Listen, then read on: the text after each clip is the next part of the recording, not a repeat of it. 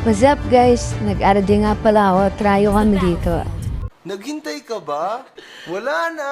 It's a prank. At ito ang mga nangyari. Lagi biro yung sa kalagitnaan ng laban niya si Mata. Tapos dito alam mo kapatay yung kari. Siyempre nag-regul ako. Hindi totoo yan. Mga laban dito. Ang hihina ng kalaban. Ang angas mo ah! Tingnan mo kung paano ko lang nilulusaw-lusaw yung mga kalaban sa RD. Hindi na ako kalakas.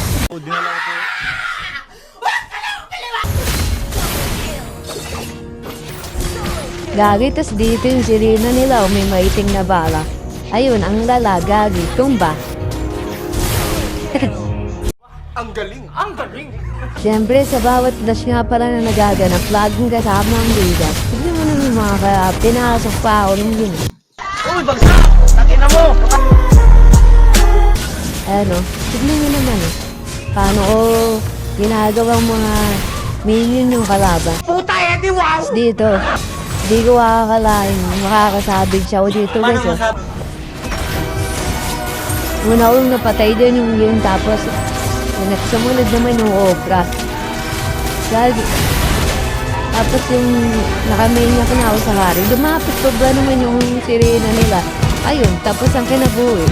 Talaga? Hindi sana pinabillboard mo. Easy, sabi.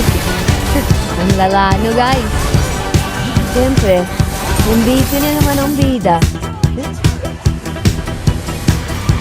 Yung mga ganito makakalaban na. Basic talaga, guys.